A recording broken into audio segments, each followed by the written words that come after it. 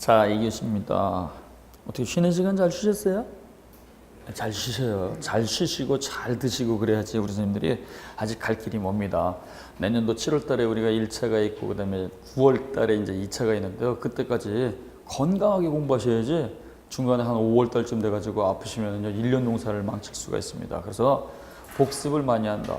우리가 공부를 하시면요 주무시는 시간을 갖다 조금 줄여서 공부하는 게 바람직할까요? 아니면 그냥 평상시처럼 그냥 먹을 거 먹고 주무실 거 다 주무시고 이렇게 공부하는 게 좋을까요?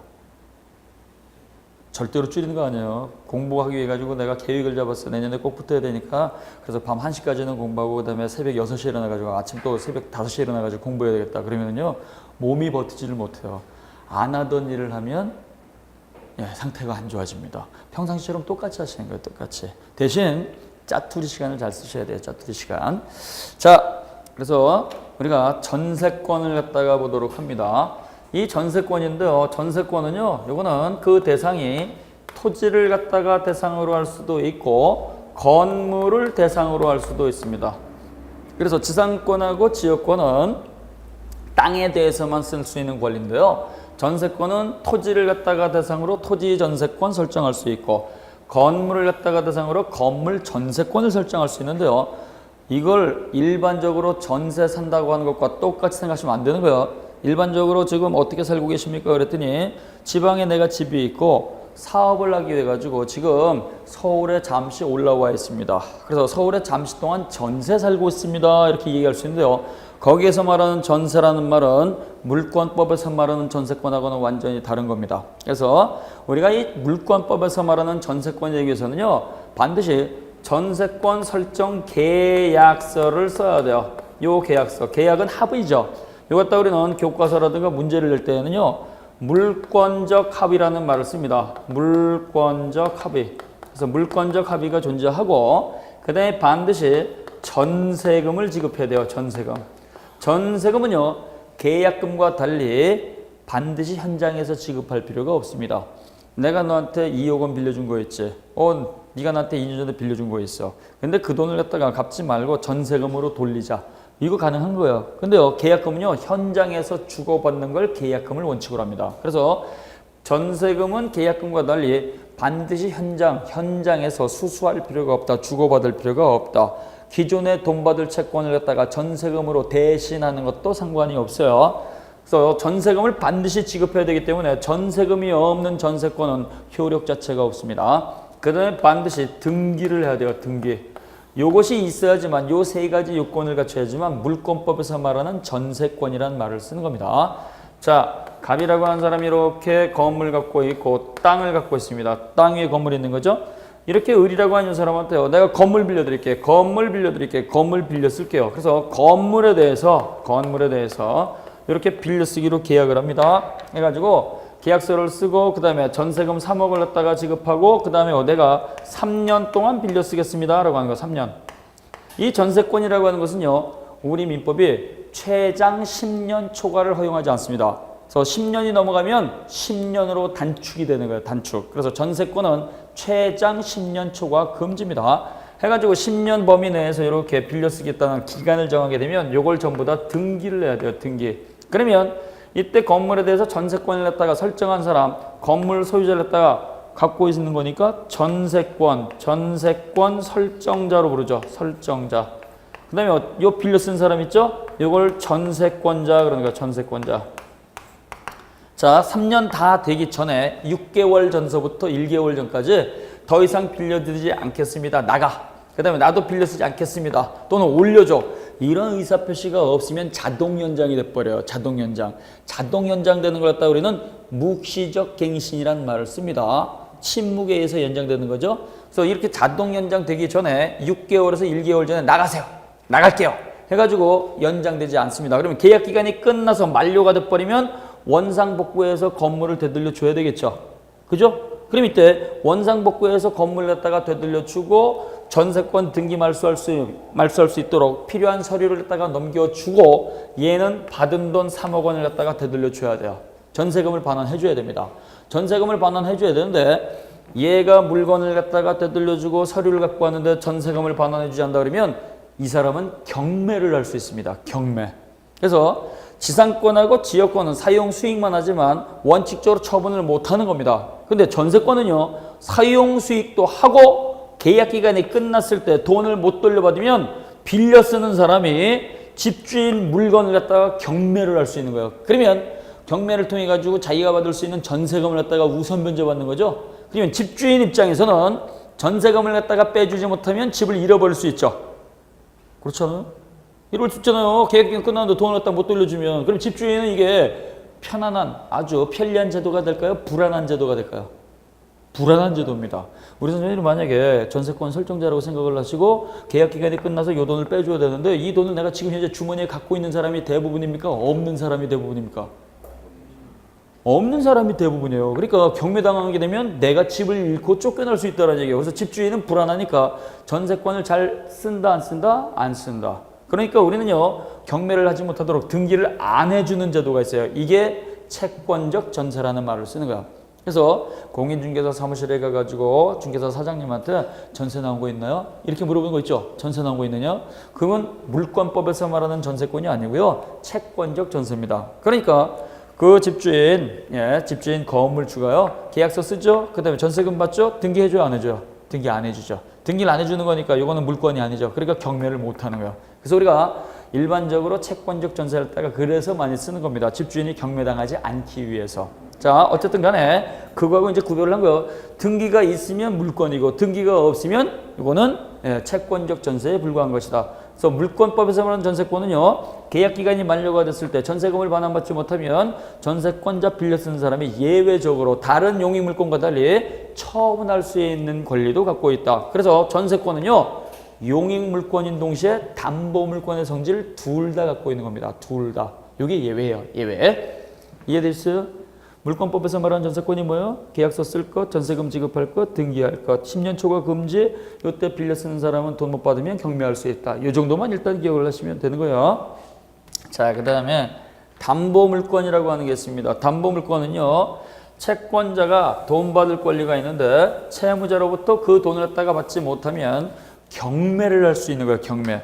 너 나한테 줄 거 있잖아. 근데 왜 안 줘? 나 그거 돈을 갖다가 받지 못했으니까 경매해 버릴 거야. 처분할 수 있는 거, 요걸 갖다 우리는 담보물권 그러는 거야. 자, 유치권이라고 하는 담보물권은요, 그거는 법정 담보물권이라는 말을 씁니다. 법정 담보물권 그래요. 법정 담보물권. 그 다음에요, 저당권하고 질권은요, 요거는 약정 담보물권 그러는 거예요. 약정 담보물권. 어려울 건 하나도 없습니다. 담보물권은 돈을 갖다 받을 수 있기 때문에 경매할 수 있는 권리 이렇게 하면 되고요. 법정 그러면 법 규정에 의한 겁니다. 법 규정. 이건 당사자가 계약을 갖다가 체결할 필요가 전혀 없다라는 얘기예요. 그래서 법 규정에 의해 가지고 당연히 인정되는 겁니다. 그러나 약정 담보물권은요, 이건 법으로 인정하는 게 아니고요, 당사자가 계약서에다가 써야 된다는 얘기예요. 자, 이러한 법정 담보물권의 유치권은요, 유치권은 부동산을 갖다가 대상으로 할 수도 있고 동산을 갖다가 대상으로 할 수도 있고 유가증권을 갖다가 대상으로 할 수도 있습니다. 유가증권. 자, 그래서 건물을 갖다가 수리를 했는데 수리비를 안 주더라. 건물 집을 갖다 지어줬는데 공사대금을 안 주더라. 그러면 건축업자는요, 그 집에 들어가서 누워버릴 수 있어요. 돈 받을 때까지 못 나갈 수 있죠. 이게 바로 유치권이라는 얘기예요. 시계를 갖다가 수리를 했을 때 시계 수리비, 카메라를 갖다 수리했을 때 수리비, 세탁을 갖다 해가지고 세탁비가 발생한 경우, 자동차 수리비, 수리비 받기 전까지는 물건을 갖다가 안 줄 수 있죠. 이걸 갖다가 우리는 유치권이라는 말을 쓰는 겁니다. 그래서 이 유치권은요, 이거는 인도 거절을 말하는 거예요. 인도 거절, 못 내줘라고 하는 거죠. 못 내줘. 그래서 인도 거절할 수 있는 거절권을 갖다가 우리는 이걸 우리가 유치권이라는 말을 씁니다. 그래서 돈을 갖다가 줄 때까지는 이 물건을 못 내줘라고 하는 거죠. 그래서 인도 거절권입니다. 유치권 돈 내놔가 아니에요. 돈 내놔 그러면 채권이 되는 거고요. 못 내줘라고 하는 거, 물건 자체를 못 내줘. 그래서 수리비 줄 때까지는 집에서 못 나가. 공사대금 줄 때까지는 이 건물에서 못 나가. 그 다음에 세탁비 줄 때까지는 옷 못 내줘. 이게 전부 다 유치권이죠. 자, 그래서 이 유치권은요, 당사자가 수리비 줄 때까지는 못 나갑니다 라고 하는 걸 계약서에 쓸 이유가 전혀 없다는 얘기예요. 내가 저 사람한테 수리를 냈는데 저 사람이 수리비를 안 줍니다. 그러면 국가 나 어떻게 할까요? 그랬더니 국가가 뭐라 그랬어요? 법에다가 내주지 마 이렇게 하는 거예요. 내주지 마. 인도 거절권입니다. 자, 그 다음에요. 이러한 저당권하고 질권은요, 당사자 사이에 돈을 빌려 쓰는 계약 관계가 있어야 돼요. 돈, 요걸 다 금전이라고 하죠. 돈은 써버리면 없어지니까 돈을 빌려주는 계약을 우리는 금전소비대차라는 말을 쓴다 그랬어요. 금전소비대차. 갑이라고 하는 사람이 건물 갖고 있습니다. 을이라고 하는 요 사람한테 부탁을 합니다. 돈 좀 빌려주세요. 얼마나 쓰시려고요? 1억이요, 1억. 알았어요? 그럼 내가 1억을 갖다가 빌려드릴게. 1억을 빌려드리는데 1억을 갖다가 갚지 못하면 어떻게 할까요? 그랬더니 걱정하지 마세요. 내가 이걸 갖다가 담보로 제공할 테니까 돈을 못 갚으면 당신이 이걸 갖다가 경매해가지고 당신 돈 빼가세요. 알았어요? 그렇게 합시다. 이런 약속이 있어야 된다는 얘기예요. 그래서 이러한 저당권은요, 원인이 되는 금전소비대차 계약이 있어야 돼요. 돈을 빌려 쓰는 금전소비대차 요 계약 관계가 있고 요게 있어야지만 약속대로 저당권 설정해 드릴게요. 요걸 주장할 수 있다는 얘기죠. 그래서 우리가 이러한 저당권이라고 하는 것, 질권이라고 하는 것은요, 돈을 빌려 쓰는 계약 관계가 있어야 돼요. 돈을 갖다가 빌려서 갚지 못하면 문제가 있으니까 경매하겠습니다. 이렇게 할 수 있다는 얘기죠. 이건 계약에 들어가야 된다는 얘기예요. 단순히 돈을 갖다가 빌려서 원금, 그 다음에 이자를 얼마를 드리겠습니다. 이것만 있으면 저당권 실행 못하는 거예요. 저당권 설정 약정이 있어야 된다는 거죠. 자, 그래서 이 저당권이라고 하는 것은요, 부동산을 갖다가 담보로 제공하는 게 원칙입니다. 부동산이에요. 부동산이고, 그 다음에 예외적으로 권리 가운데서 저당권의 대상이 되는 게 두 개가 있습니다. 권리는 원칙적으로 저당권의 담보가 될 수가 없어요. 권리 가운데서 예외적으로 저당권 담보 설정할 수 있는 권리는 지상권하고 전세권입니다. 그래서 지상권하고 전세권이라고 하는 이 권리는요, 요거는 지상권, 전세권 등기부가 존재합니다. 등기부가 존재하기 때문에 이 권리에 대해서는 담보로 제공받았으니까 표시가 가능한 거예요. 이거 시험 문제 아주 많이 나옵니다. 부동산을 갖다가 담보로 제공하는 걸 원칙으로 하는데 예외적으로 등기가 되어 있는 지상권하고 전세권도 저당권의 객체로 할 수 있다. 요 권리 말고는 전부 다 권리 질권으로 갑니다. 권리 질권. 그래서 이 질권이라고 하는 건 뭐냐? 질권은요, 역시 똑같아요. 내가 돈 좀 빌려서 쓸게요. 얼마나 쓰시려고? 300만 원이요. 300만 원. 그래요? 그럼 그 300만 원을 갖다 갚지 못하면 어떡할 거예요? 내가 갖고 있는 고가의 동산 장비를 갖다가 담보로 제공하겠습니다. 그래서 동산을 갖다가 담보로 제공하겠어요. 동산. 고가의 카메라 장비 세트. 이거 1000만 원 넘는 겁니다. 그걸 갖다가 맡겨놓을 테니까 300만 원 빌려주시고 300만 원 갚지 못하면 그 고가의 장비를 갖다가 경매 처분해가지고 당신 돈 빼가세요. 동산을 갖다가 담보로 제공하겠어요. 전당포 찾아가는 거. 그래서 동산을 갖다가 담보 설정하는 걸 동산질권, 그래요. 동산질권. 그 다음에요, 지상권, 전세권 말고 다른 권리를 담보로 제공하는 게 있어요. 이걸 우리는 권리질권, 그래요. 권리질권. 아, 내가 저 사람한테요, 돈을 갖다가 받을 게 있어요. 저걸 갖다가 담보로 제공할게요. 채권질권이죠. 내가 은행에다가 정기예금을 갖고 있습니다. 1년 있다 찾을 수 있는데요, 그걸 갖다가 담보로 제공할게요. 그럼 예금 채권에 대한 질권 설정이 되는 거예요. 내가 특허를 갖고 있는데 그 특허를 갖다가 돈 대신 맡겨놓을게요. 이게 역시 특허에 대한 질권 설정이죠. 그래서 우리가 돈을 갖다가 빌렸을 때 담보로 제공하는 것이 부동산이라면 저당권이라는 말을 쓰고, 부동산 아니고 동산을 갖다가 담보로 제공한다. 그 다음에 지상권, 전세권 말고 담보로 제공한다 그러면 권리질권이라는 말을 쓰는 거예요.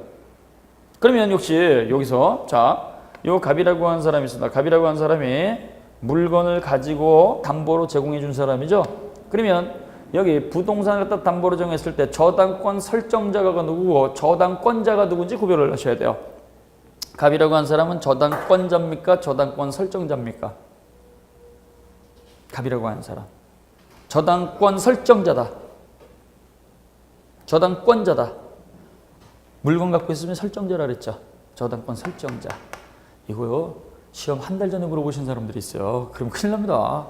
저거 칠판 들어가라는 얘기예요. 자, 그래서 이 사람이 저당권 설정자. 여기서는 채무자가 되겠죠. 그죠? 네, 채무자가 되는 거. 이때 저당권 설정자는요, 반드시 채무자만 저당권 설정자가 되는 건 아닙니다. 제3자가 저당권 설정자가 될 수도 있어요. 형입니다. 형이 담보가 없습니다. 병이라고 하는 동생이 형이 돈을 빌려서 갚지 못하면 내가 갖고 있는 부동산을 갖다가 저당권 설정해 드릴게요.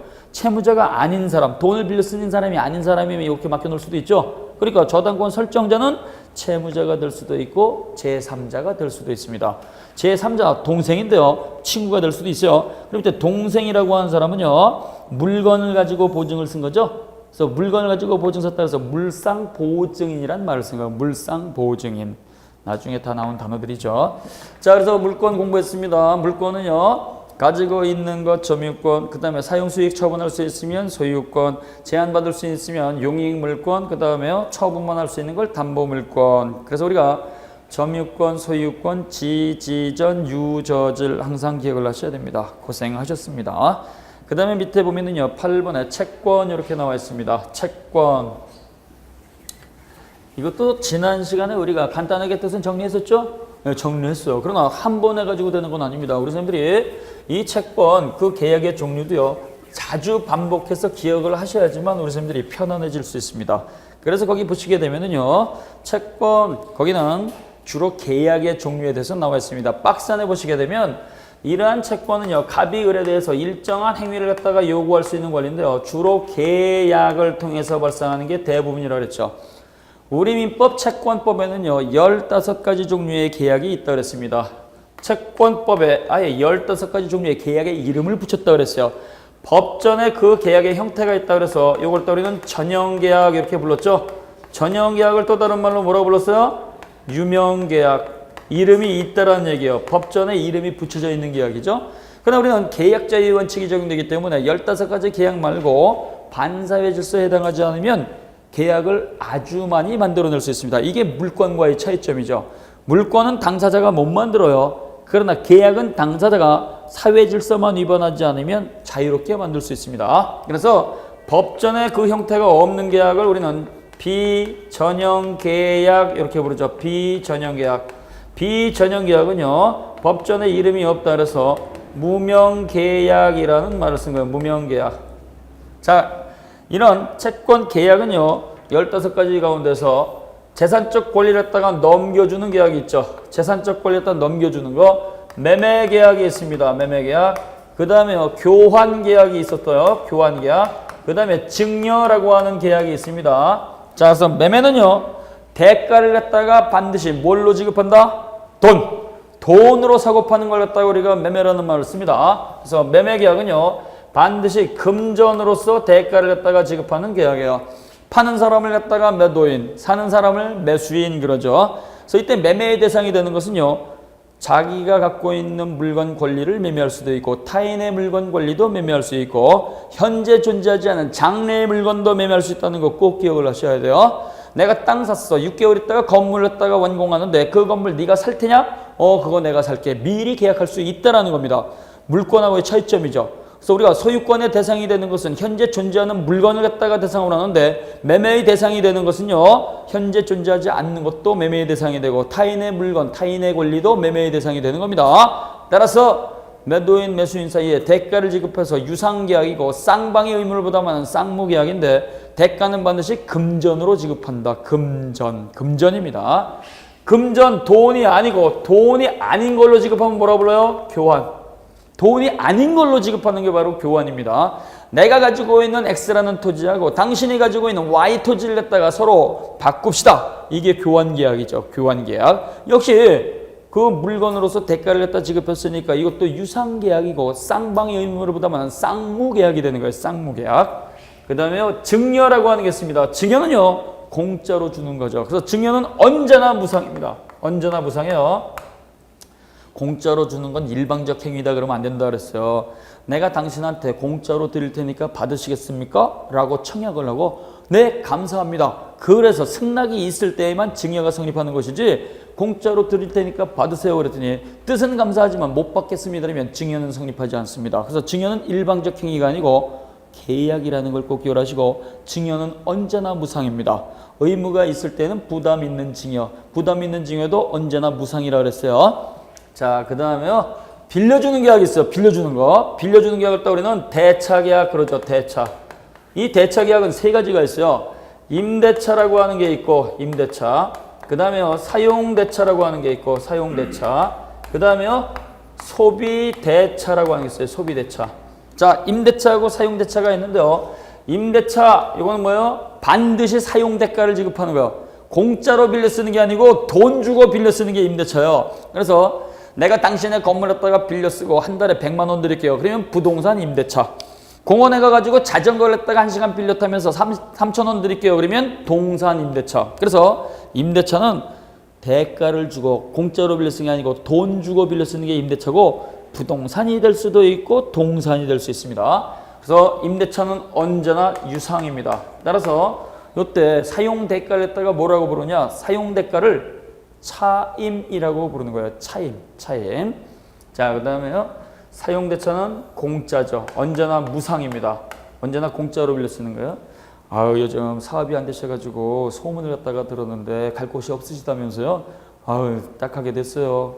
그랬더니 그분이 그러면 편안하게 내가 마침 집이 하나 비어 있는데 요걸 갖다가 공짜로 빌릴 테니까 쓰세요. 그럼 뭐야? 이게 사용대차가 되는 거예요. 사용대차. 그 다음에요. 옆집에 가서 망치 좀 빌려와. 망치 공짜로 빌렸다. 그러면 동산이죠. 이것도 역시 동산 사용대차가 되는 거예요. 그래서 우리가 이 사용대차도 부동산, 동산 둘 다 대상으로 합니다. 그래서 부동산, 동산에 대해서 임대차, 사용대차가 성립할 수가 있고 계약 기간이 끝나면 빌려간 물건 그대로 되돌려주죠. 그러니까 그 물건 그대로 되돌려줘 해서 임대차하고 사용대차는 물권적 청구권 행사의 대상이 되는 거예요. 물권적 청구권 행사.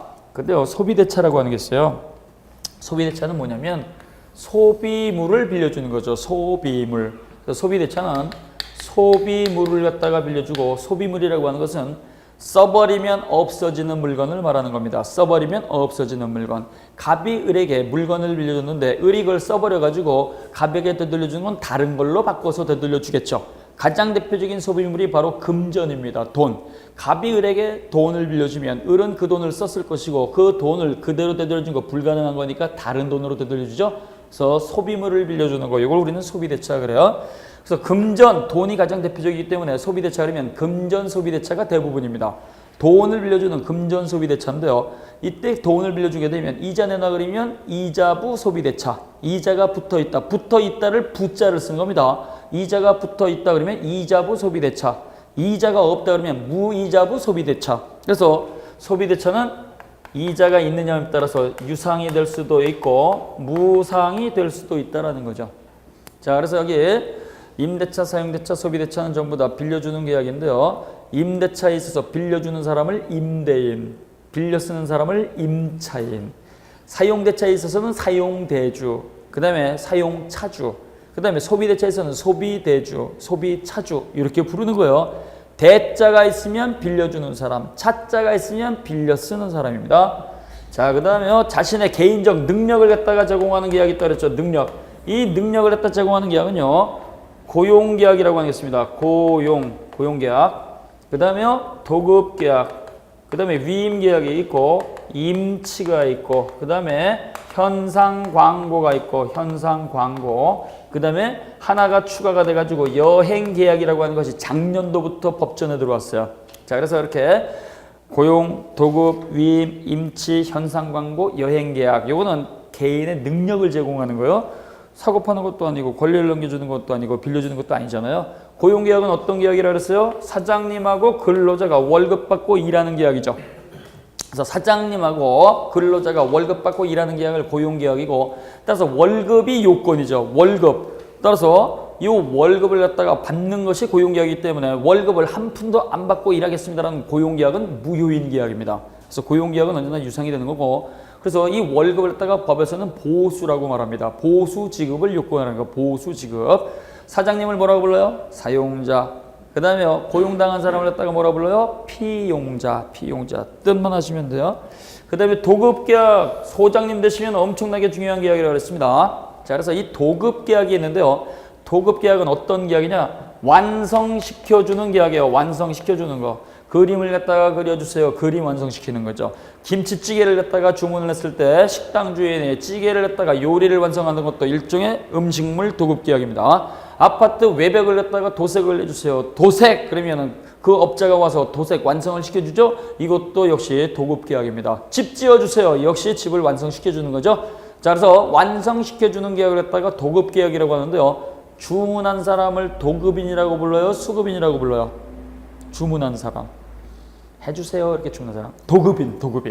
자, 그래서 갑이라고 하는 사람이 예를 들어서 집을 지어주세요라고 주문을 했다. 을이라고 하는 건축업자가 집 지어드릴게요. 그러면 주문한 사람, 주문 받은 사람이 있는데요. 완성을 요구한 사람, 완성시켜준 사람 이렇게 나올 수 있는데 완성시켜달라고 부탁한 사람을 갖다가 우리가 도급인, 그 다음에요 완성시켜주겠습니다라고 주문 받은 사람을 수급인, 그런 거예요. 수급인. 자, 그 다음에 위임계약이 있습니다. 이 위임계약인데요. 위임계약도 우리 시험에 들어가는 거죠. 예, 소장님 되시면 이것도 많이 쓴다는 얘기예요. 이 위임계약은요, 사무 처리를 부탁하는 계약이라 했어요. 사무 처리. 갑이라고 하는 사람이 A라고 하는 사무를 처리해야 되는데 전문가도 아니고 능력도 없고 시간도 없다. 을이라고 하는 이 사람한테 당신이 전문가니까 사무 좀 처리해 주세요. 네, 처리해 드릴게요. 요걸 했다가 우리는 사무 처리 계약 그래요. 그래서 사무 처리를 했다가 부탁한 사람을 위임인. 그 다음에 부탁받은 사람을 갖다가 수임인. 그럼 이때 요 사무 처리를 했다가 부탁하는 위임 계약이 체결이 되면 위임 계약은 원칙이 유상해요, 원칙이 무상해요.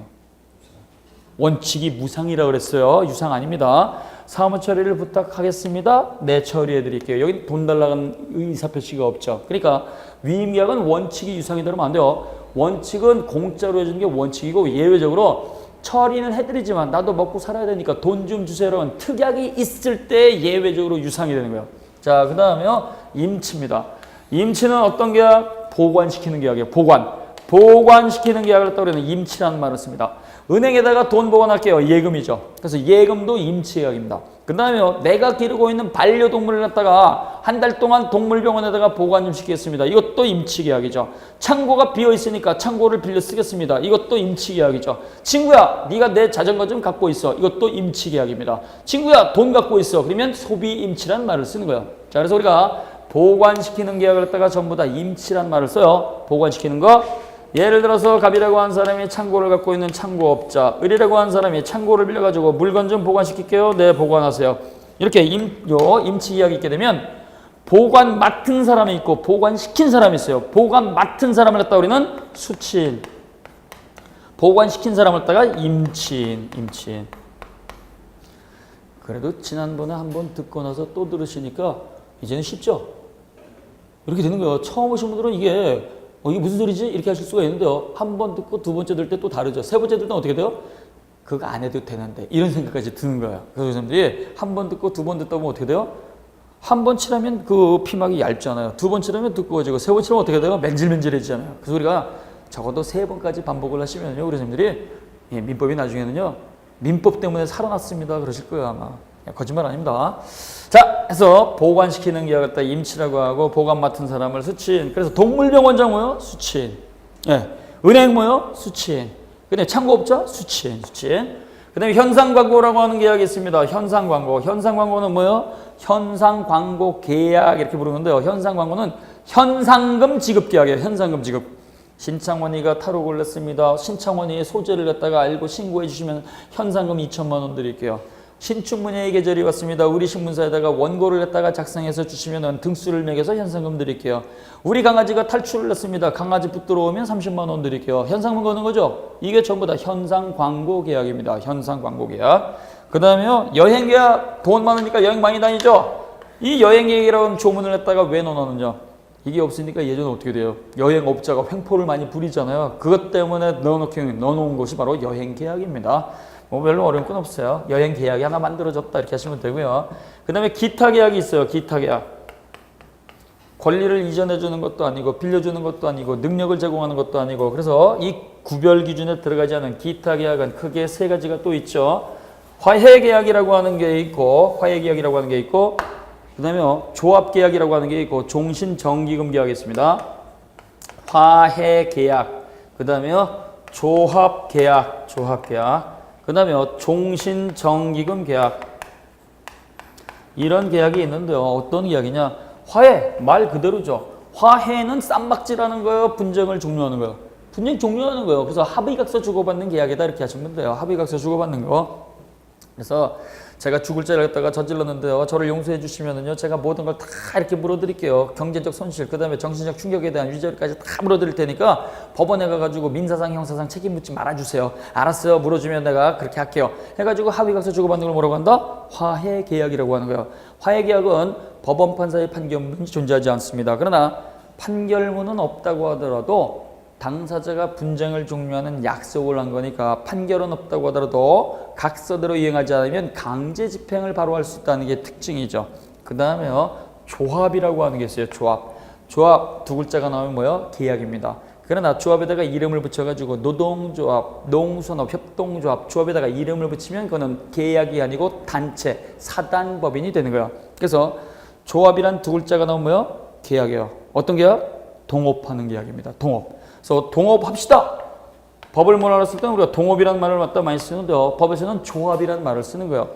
내가 아이템을 하나 갖고 있어. 그래서 사업을 했다가 했을 때 돈을 갖다가 많이 벌 수 있는데 이 아이템 가지고 너하고 나하고 같이 투자를 해서 사업을 하자. 나도 5억 낼 테니까 너도 5억 내. 10억짜리 사업하자. 그러자라고 하는 게 뭐예요?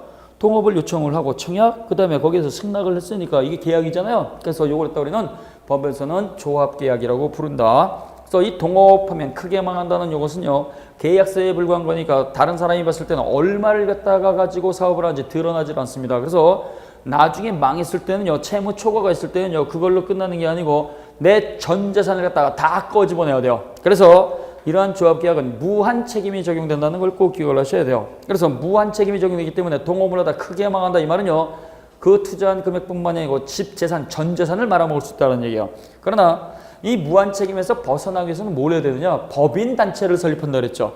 법인을 설립하게 되면 법인 설립 등기 시 재산의 총액을 갖다가 등기하도록 되어 있습니다. 그러면 법인이 채무 초과가 있을 때는요, 설립자라든가 주주라든가 사원들이 자기 재산, 개인 재산을 갖다가 탈탈탈 터는 게 아니고 그 법인 단체의 재산만 가지고 책임을 지는 겁니다. 그래서 법인 단체는 유한 책임, 그 다음에 동업은 무한 책임. 그래서 우리가 구별을 하셔야 돼요. 그 다음에 종신정기금이라고 하는 제도가 있습니다. 종신정기금 제도.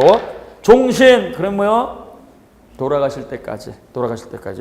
그래서 종신, 돌아가실 때까지. 정기, 그럼 뭐요? 정기적으로.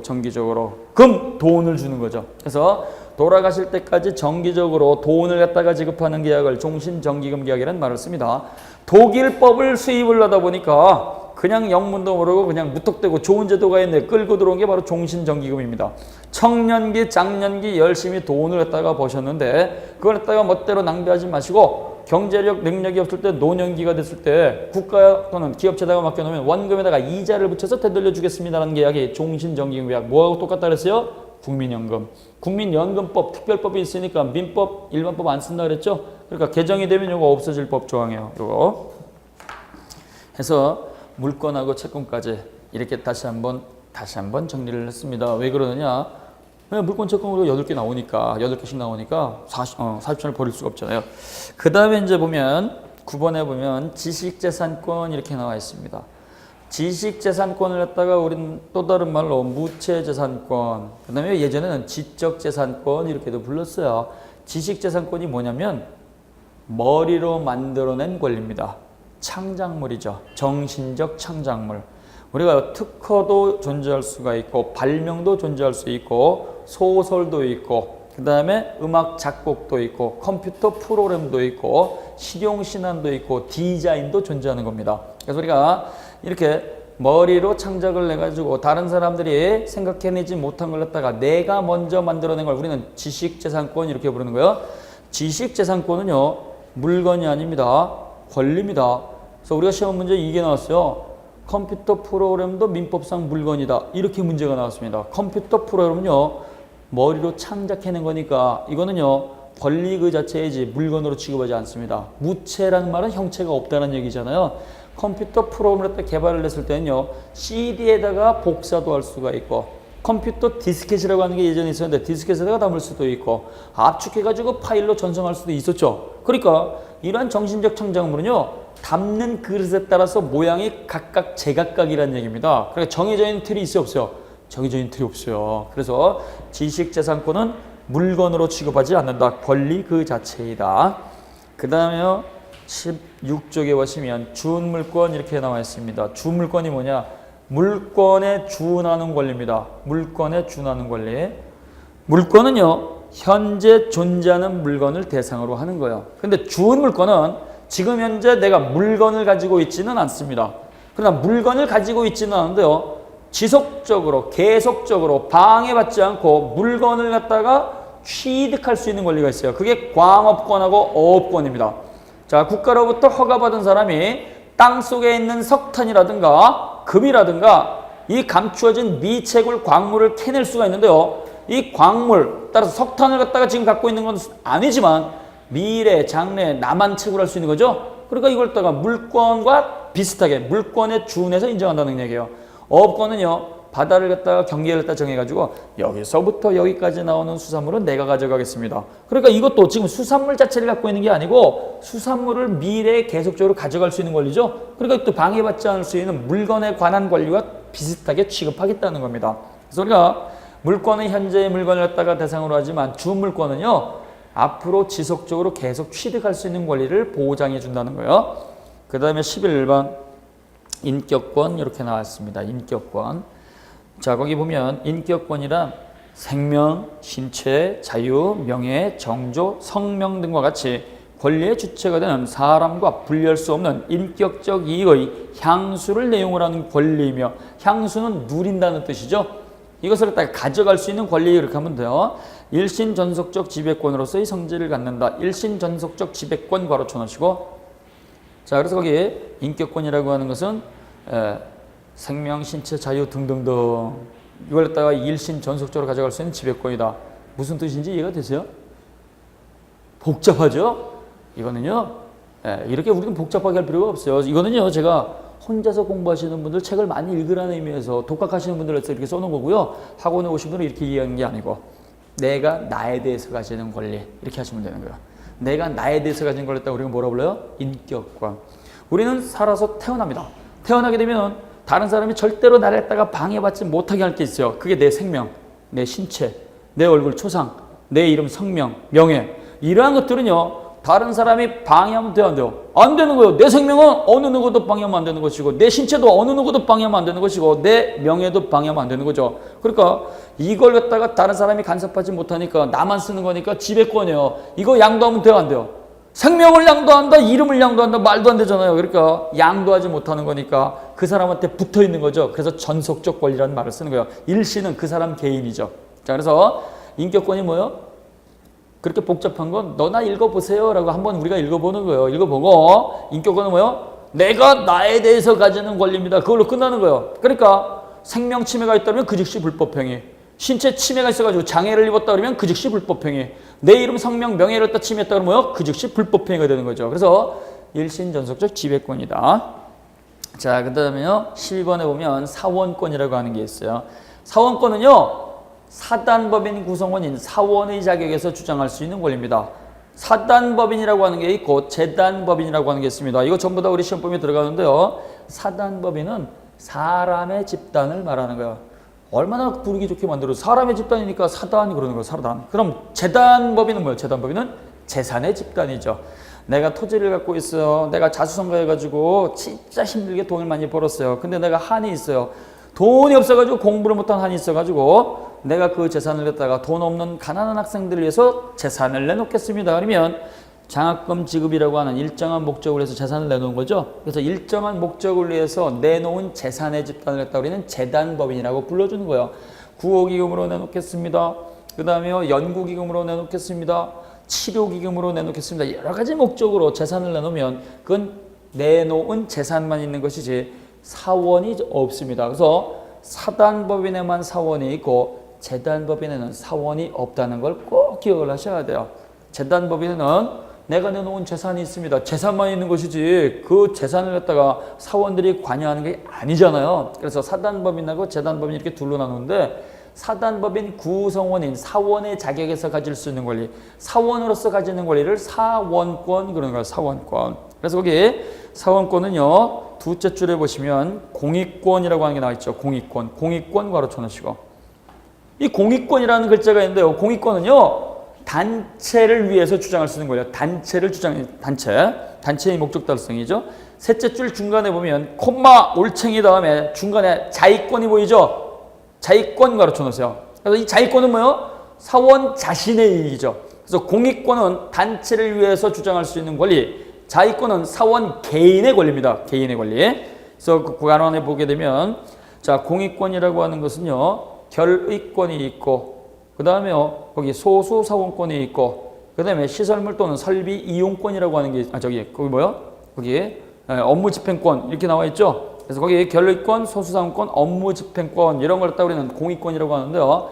자, 결의권은 많이 들어보셨어요. 결의권이 뭐예요? 찬성, 반대, 의사 표시할 수 있는 권리를 말하는 거예요. 찬성, 반대. 그래서 사원총회를 했다가 소집을 내가지고 사원들을 모아놨습니다. 모아놔가지고 뭐라고 하느냐?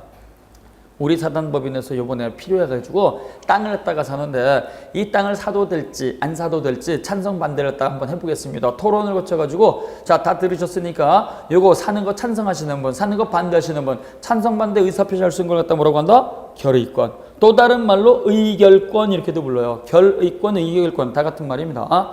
이러한 결의권, 찬성 반대 의사 표시는요, 원칙이 1인 1표입니다. 원칙이 1인 1표. 따라서 대표자도 한 표 갖는 게 원칙이고 사원도 한 표 갖는 게 원칙이에요. 이게 결의권 평등이란 말을 써요. 근데요, 이걸 갖다가 단체 규칙에다가요, 사원은 한 표를 주지만 대표자한테는 100표 주겠다. 불평등을 규정하면 그 불평등 규정은 유효라는 게 판례의 태도입니다. 그래서 이 결의권은요, 나중에 우리 선생님들이 소장님이 되셨다 그러면 입주자 대표회의가 구성이 되고 그 다음에 거기 단체가 구성이 되기 때문에 이런 결의권 관련된 조항이 많이 들어갈 수 있다는 얘기예요. 그래서 공부를 했다 해놓으셔야 되는데 원칙은 1인 1표. 예외적으로 더 준다라는 불평등 규정이 있으면 불평등 규정은 유효예요, 무효예요? 유효. 그 다음에 거기 소수사원권이라고 하는 게 나와 있습니다. 소수사원권, 소수는 뭐요? 적은 숫자의 사원들입니다. 그래서 소수사원권이라고 하는 것은요, 적은 숫자의 사원들이 이사한테 뛰어가가지고 임시총회를 소집해 주세요라고 하는 임시총회 소집 요구할 수 있는 권리를 말하는 거예요. A라고 하는 사단법인이 있습니다. A라고 하는 사단법인에 갑이라고 하는 대표이사가 있습니다. 대표이사, 대표기관이죠. 대표이사가 있는데요. 이 대표이사가요, 자기 멋대로 모든 걸 갖다가 결정을 하는 거예요. 결정을 하니까 을이라든가 병이라든가 정이라든가 이러한 사원들이 저 인간 이상하네. 중요한 건 왜 자기가 독단적으로 결정을 하지? 우리랑 의논해서 결정을 하자. 의논해서 결정을 하자라고 임시총회를 갖다가 소집 요구할 수 있는 권리를 소수사원권이라고 하는 거예요. 그래서 임시총회 이걸 갖다가 소집 요구할 수 있는 요 권리를 갖다가 우리는 소수사원권. 이러한 소수 머릿수는요, 당사자들이 그 단체 규칙 정관에다가요, 10명이 요구할 수 있다, 20명이 요구할 수 있다, 3분의 1이 요구할 수 있다. 그건 그 단체가 자유롭게 결정을 하는 거예요. 이 머릿수를 갖다 우리는 정족수라고 하는데, 정족수는 그 단체가 자유롭게 결정을 할 수 있어요. 근데 그 단체 정관 규칙에요, 정족수 머릿수가 규정이 없어요. 그때는 민법을 쓰는 거예요, 민법. 그래서 단체 규칙에 머릿수가 정해져 있지 않으면 민법은 총사원 5분의 1 이상의 찬성을 하는 겁니다. 총사원 5분의 1 이상의 찬성이요. 5분의 1 이상의 찬성, 요걸 갖다 해가지고 소수사원권 행사를 합니다. 그러면 소수사원권 행사해가지고 임시총회를 했다가 소집해주세요 이렇게 요구하게 되면 소집권자는 이사가 소집권을 가질까요? 사원들이 가질까요? 이거 알면 여기 이 자리에 없겠죠. 그래서 우리가 원칙은 이사입니다. 원칙은 이사요. 소집을 갖다가 해주세요 그랬더니 요 이사가요, 그래 나도 고민하고 있었어, 나도 걱정하고 있었는데 당신들도 똑같이 고민하고 있었군요. 그러면 내가 알았어요, 소집을 할게. 그래서 받아주면 이사가 소집권자예요, 이사가. 근데요, 이렇게 소집을 갖다 요구하게 되면 이걸 굉장히 싫어하는 이사가 또 있습니다. 내가 목숨 바쳐가지고 열심히 발 부르트럭 뛰고 있는데 딴지 걸고 있네, 삐지는 경우가 있죠. 우리 선생님들이 만약에 대표이사인데요, 와서 소집해줘, 왜 너 혼자 결정해, 이렇게 얘기하게 되면 기분이 좋아요, 나빠요? 사람마다 달라요. 그래 나도 걱정하고 있었어, 너희들도 걱정했으니까 내가 소집해줄게. 그러면 이 사람은 받아들였으니까 이 사람이 소집권자가 되고요. 두 번째, 나는 열심히 하고 있는데 얘들이 와서 또 딴지 걸고 있네. 그러면 어떻게 돼요? 그때는 삐지는 거죠. 그때는 소집을 안 해요. 소집을 안 하면 그때는 2주가 지나도록 소집을 하지 않으면 요 요구했던 사원들이 법원으로 뛰어가서 법원의 허가를 받아서 소집할 수 있습니다. 그래서 소수사원권을 행사를 하면 소집권자는 언제나 이사이다, 언제나 사원들이다 그러면 틀리는 거예요. 원칙은 이사가 소집을 해주고 이사가 2주 지나도록 소집을 했다가 응하지 않으면 그때에는 사원들이 어디로 간다? 주무관청이 아니고 법원으로 가서 허가받아서 소집할 수가 있다. 자, 그 다음에 업무집행권, 이거는요, 사원이 그 단체의 대표이사가 될 수 있는 권리를 말하는 겁니다. 자, 그 다음에 이제 자의권이라고 하는 게 있어요. 개인을 위한 거죠. 이익배당 청구권이 있습니다. 이익배당 청구권은 민법상 비영리법인에는 인정하지 않습니다. 이건 영리법인에만 인정이 되는 거예요. 우리가 투자를 했어. 투자를 해가지고 이익이 발생이 됐으니까 이 이익이 발생된 것을 갖다가 투자한 비율제로 나눠주세요라고 하는 게 이익배당 청구권입니다. 그래서 민법상 법인은요, 영리를 목적으로 하는 건 민법에 들어올 수가 없습니다. 그래서 민법상 법인은 전부 다 비영리법이네요. 비영리법인은 이익을 추구하는 게 아니죠. 그러니까 당연히 이익을 나눠주세요 이런 권리는 없어요. 그래서 이익배당 청구권은 영리법인에만 있는 겁니다. 자, 그 다음에 자녀재산 분배 청구권 나오죠. 이것도 우리가 시험 문제 잘 나오는데요. 자녀재산 분배 청구권, 남겨진 재산을 나눠 갖겠습니다라고 하는 건데요. 이것도 민법상 법인에는 인정되지 않습니다. 자녀재산 분배 청구권은요, 영리법인에만 인정이 되는 거예요. 자, 그래서 법인 단체 활동을 하다가 여태까지 활동한 거 모든 거 정리하겠습니다. 더 이상 활동하지 않겠습니다. 이걸 청산이라는 말을 씁니다. 깔끔하게 정리한다 해서 청산이라는 말을 쓰는데요. 청산을 했다 해가지고 줄 돈 주고 받을 거 받아보니까 남는 재산이 있어요. 남는 재산이 있으면 이걸 어떻게 처리할 것이냐. 영리법인은요, 우리가 투자한 비율제로 나눠 갖겠습니다. 자녀재산 분배를 청구할 수 있어요. 그러나 민법상 비영리법인은 청산을 거쳐가지고 남겨진 재산이 있으면은요, 누가 가져가느냐? 1순위가 정관으로 정한 자입니다. 우리 법인이 단체 활동을 하다가 정리를 하고 남겨진 재산이 있으면 갑이라고 하는 분이 가져갑니다. 이렇게 정해놓으면 정관 규칙에서 그 사람이 가져가는 거예요. 근데 정해놓은 사람이 없다. 그럼 두 번째 방법은 뭐냐? 요거는 유사한 목적으로 처분입니다. 여기 유사한 목적으로 처분은요, 그 재산을 팔아가지고 매매대금을 나눠가는 뜻이 아니에요. 장학금 지급이 목적이다, 학술연구가 목적이다 그러면 장학금 지급과 마찬가지로 다 지급하라는 얘기예요. 그 다음에 학술연구가 목적이다 그러면 학술연구 목적으로 다 지출을 하라는 얘기예요. 다 써버리라는 얘기예요. 다 써버리라는 얘기인데 처분이 불가능하다. 못 쓰죠. 그때는 세 번째 방법이 국가귀속입니다. 국가귀속. 그래서 우리가 민법상 비영리법인에 있어서 잔여 재산이 발생하면 국가귀속이 원칙이다 그러면 틀리는 거예요. 원칙은 그 단체 정관 규칙에 정한 자가 최우선이에요. 그 다음에 정한 자가 없으면 뭐요? 유사한 목적으로 처분, 지출. 유사한 목적 처분 불가능하다 그러면 국가귀속, 국가재산이 되는 거야. 국가재산은 어디서 관리해요? 국고, 한국은행이죠. 한국은행이 가져가네요. 한국은행이. 자, 그 다음에요. 거기 시설물 이용권 또는 설비 이용권 이렇게 했는데요. 이거는요, 영리법인, 비영리법인 다 나타납니다. 그래서 민법상 비영리법인, 그 다음에 영리법인, 우리가 단체 구성원으로서 법인 설립에 관여를 했는데 우리는 이 구성원이니까 요거 시설물 설비는 공짜로 좀 이용을 합시다. 좀 싸게 이용을 합시다. 이런 권리는 다 주장한다는 얘기죠. 에버랜드 있습니다. 에버랜드 설립자는요, 돈 내고 들어갈까요? 공짜로 들어갈까요? 공짜로 들어가겠죠? 네, 공짜로 들어가는 거예요. 이런 권리를 갖다가 우리가 시설물 설비 이용권 그러는 거예요. 자, 그 다음에 13번에 보면 지배권 이렇게 되어 있습니다. 지배권이라고 하는 것은요, 지배권 말씀을 드렸죠. 지배 그러면 간섭받는 거예요, 간섭받지 않는 거예요? 간섭 안 받는 거예요, 간섭 안 받는 거. 내 멋대로 하는 거예요, 내 멋대로 하는 거. 그래서 우리가 일본 놈이라고 하는 나쁜 놈들이 조선을 갖다가 통째로 먹어버려가지고 식민지로 지배한다. 식민지로 지배한다 그러니까 어떻게 돼요? 미국, 러시아, 중국, 유럽 열강 너네 신경 쓰지 마. 우리가 통째로 다 먹어버릴 거야. 그래서 마음대로 할 수 있는 걸 이랬다고 우리는 지배권이라는 말을 쓰고, 따라서 마음대로 하는 지배권은요, 방해받을 이유가 없으니까 방해가 있으면 그 즉시 불법행위가 성립한다는 거 기억을 하셔야 돼요. 그 즉시 불법행위입니다. 자, 거기 괄호 안에 보면 지배권의 종류가 들어가 있죠. 물권, 물건 내 마음대로 하는 겁니다. 가장 대표적인 지배권. 그 다음에 지식재산권, 내가 내 머리를 가지고 만든 거니까 절대로 다른 사람이 방해하면 안 되는 거죠. 소설가 이문열 씨가 소설 삼국지를 썼습니다. 그러면 그 소설에 대해서 자기가 마음대로 뜯어 고치고 이렇게 하는 것이지 다른 사람이 손댈 수가 없는 거예요. 그 다음에 거기에 인격권 이렇게 나와 있죠. 인격권도 가장 대표적인 지배권이죠. 내가 태어나면은요, 내 생명, 신체, 그 다음에 성명, 얼굴, 초상 같은 거 다른 사람 절대로 방해하면 안 되는 겁니다. 그 다음에 친권이 있습니다. 친권은 권리인 동시에 의무로서의 성질을 갖습니다. 그래서 시험 문제다가 다음 보기 중 권리, 의무의 성질을 동시에 갖고 있는 걸 고르면 그러면 친권을 고르는 거예요. 친권. 자, 친권 요거는요, 미성년 자녀가 성년자가 되기 전까지 부모님이 보호, 양육, 감독하는 권리입니다. 그래서 미성년 자녀가 성년자가 될 때까지 부모님이 보호하고 양육하고 교육시키고 돈 쓸 거, 요걸 따로 우리는 친권이라는 말을 써요. 그래서 친권은 권리, 의무 두 가지 성질을 갖지만 의무로서의 성질이 엄청 강합니다. 돈 쓰는 게 엄청나게 나간다는 얘기예요. 그래서 대한민국에서 태어나가지고 대학교까지 이렇게 졸업을 하게 되면은 적어도 한 6억 정도가 소요가 된다는 통계 자료가 있습니다. 6억. 한 사람의 자녀를 갖다 양육할 때 6억이면 엄청나게 돈 많이 나가는 거죠? 네, 돈 많이 나가는 거예요. 자, 그래서 돈을 갖다가 많이 쓸 의무가 있습니다. 그러면 권리는 어떤 성질이 있느냐? 요거는 방해받지 않을 권리가 있어요.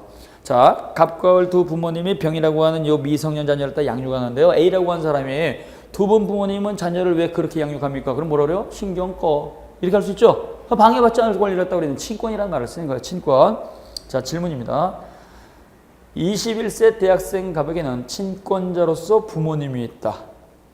21세 대학생 갑에게는 친권자로서 부모님이 있다. 맞아요? 틀려요? 틀리는 거예요. 친권자는 부모님을 말하는 게 아닙니다. 친권자는 원칙 부모님을 의미는 하지만 친권자라는 단어는 미성년자일 때까지만 쓰는 말이에요. 미성년자일 때까지. 따라서 성년자가 되면 능력자가 됐으니까 법정 대리인이 존재하지 않습니다. 이게 우리 시험 문제 나온 거예요. 그래서 21세 대학생 갑에게는 친권자로서의 부모님이 존재한다 그러면 큰일 나는 거예요. 그냥 단순하게 21세 대학생 갑에게는 부모님이 있을 수 있다. 이렇게 하면 나오는 거죠. 예, 그렇게 하는 거예요. 친권자가 언제까지 쓰는 말이에요? 친권자는 미성년자일 때까지만 쓰는 단어입니다. 그래서 법을 공부하기 전에 친권자하고 부모님을 똑같다라고 생각하시는 분들이 있으니까 이런 문제가 나오는 거예요. 자, 그래서 우리가 친권자는 미성년자일 때까지 쓰는 말이에요. 자, 그 다음에 후견권, 친권자가 없을 때 이제 법정 대리인은 후견인을 둡니다. 그 후견인도 다른 사람한테 간섭받지 않고 관리할 권리가 있죠. 그 다음에 14번 청구권. 청구권은 어떠한 권리라고 그랬습니까? 해주세요라고 하는 거예요. 그래서 갑이 을에게 해주세요라고 하는 것다가 전부 다 청구권이라고 부릅니다. 그러면 갑이 을에게 해주세요라고 청구권을 갖다 행사하기 위해서는요, 가장 대표적으로 계약 관계가 있어야 돼요. 매매 계약이 있을 때 매도인은 매수인에게 돈 주세요라고 청구할 수가 있고, 임대차 계약이 체결이 됐을 때 임대인은 임차인한테 월세 주세요라고 청구할 수가 있고, 이렇게 계약 관계가 있을 때 주로 발생하는 채권이 가장 대표적이죠. 그러나 계약과 상관이 없이 발생하는 청구권도 있어요. 그게 가족권적 청구권 또는 물권적 청구권이 존재합니다. 자, 물권적 청구권. 내가 물건을 가지고 있어요. 물건을 가지고 있으니까 방해가 있을 때는요, 그 방해를 갖다가 치워달라고 당연히 청구할 수 있는 권리가 있죠. 이게 물권적 청구권이에요. 갑이라고 하는 사람이 이렇게 집 갖고 있습니다. 이렇게 단독주택 좋은 거 갖고 있는데요. 을이라고 하는 이 사람이 갑 주변 토지 공터를 갖다가 이렇게 매입을 해가지고 건축을 시작을 합니다. 건축을 시작하다 보니까 건축자재를 갖다 이렇게 쌓아놓기 시작을 했어요. 건축자재가 이렇게 쌓이는데요. 갑이 들락날락 할 수 있는 이 대문 앞에다 쌓아놓은 거예요. 대문 앞에다가. 그러면 이 갑이라고 하는 사람은 방해를 하고 있는 이 사람에 대해서 내가 소유자니까 내가 사용할 수 있도록 방해를 치워주세요. 방해 제거를 청구할 수 있어요? 없어요? 있죠? 이때 갑하고 요 방해하고 있는 을은 계약서 썼어요? 안 썼죠? 계약과 상관이 없이 주장할 수 있는 청구권입니다. 그래서 이걸 갖다가 여기다 쌓았다고 해가지고 갑이라고 하는 사람이 친절하게 사다리 넣어놓고 이렇게 담장을 넘어다니는 사람은 없잖아요. 그러니까 당연히 치워달랄 수 있는 요 자격, 계약과 상관이 없이 주장하는 청구권이 존재한다. 그 다음에 가족권적 청구권은요, 부양 청구권이라든가 상속회복 청구권이 있습니다. 부양 청구권, 상속회복 청구권. 부양 청구권은요, 미성년 자녀가 성년자가 될 때까지 그 보호감독자인 친권자 법정 대리인에게 먹여주고 입혀주고 돈 써주세요 주장할 수 있는 권리를 부양 청구권이라는 말을 쓰는 거예요. 자, 그래서 갑이라고 하는 을이라고 하는 요 부모님이 있고, 그 다음에 요 병이라고 하는 자녀가 있을 때 부양해 주세요 이렇게 주장할 수 있는 권리죠. 부모님하고 자녀가 계약서를 썼을 때 주장하는 거예요? 당연히 주장하는 거예요. 계약과 상관이 없잖아요. 그래서 청구권은 계약서를 썼을 때도 발생을 하지만 계약서가 없이 물권자로서 주장할 수 있는 청구권도 있고 가족 자격에서 주장할 수 있는 청구권도 있습니다. 우리가요, 이 가족법상의 권리로서 혼인이라든가 유언이라든가 약혼이라든가 입양, 양자로 들어가는 거 이런 것들은요, 본인이 직접 하는 거니까 절대로 대리가 허용되지 않습니다. 그러나 부양 청구권은 예외적으로 대리가 가능하다는 걸 기억을 하셔야 돼요. 부양 청구권. 갑과 을 부모님이 계시는데 정신 나간 부모입니다.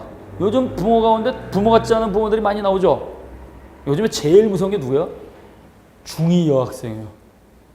중2가 무섭다는 얘기가 있는데요. 중2 여학생들이 요즘 언론에 보도되는 게요, 왜 그렇게 끔찍한 사건들이 많이 나오는지 모르겠죠. 굉장히 무섭잖아요. 자, 이 부모도 역시 부모 같지 않은 부모입니다. 그래가지고 여기 3살짜리 어린아이가 있는데요. 3살짜리 어린아이를 딱 유기시켜버렸어요. 내다버렸어요. 내다버리면 요 3살짜리 어린아이 미성년자죠. 미성년자가요, 일로 와봐. 너희들 내 부모잖아. 너희들 내 부모인데 민법전 읽어봤어? 민법전을 보게 되면 성년자가 될 때까지 너희들이 나를 때가 먹여주고 입혀주고 교육시키고 부양할 의무가 있어. 얘는 그 말을 할 수 있어요? 못해요? 얘가 그 말을 하면 얘는 정말 이상하네요. 예, 그죠? 그 말을 못하니까 누가 한다? 대신해 줄 수 있다. 그래서 부양 청구권은 다른 거 혼인이라든가 유언이라든가 입양이라든가 약혼이라든가 이것과 달리 부양 청구권 행사는 대리가 가능한 겁니다. 다른 건 대리하면 안 돼요. 혼인을 대신해 줄게, 유언을 대신해 줄게, 양자를 대신해 줄게, 이거 안 되잖아요. 그래서 부양 청구권은 나중에 대리에서 다시 한번 나오지만 이건 대리가 가능한 것이다. 그 다음에 형성권이라고 하는 게 있습니다. 형성권 엄청나게 중요한 겁니다. 이 형성권은요, 우리 민법 끝날 때까지 계속 애를 먹이는 거예요. 그러니까 잠깐 쉬었다 보겠습니다.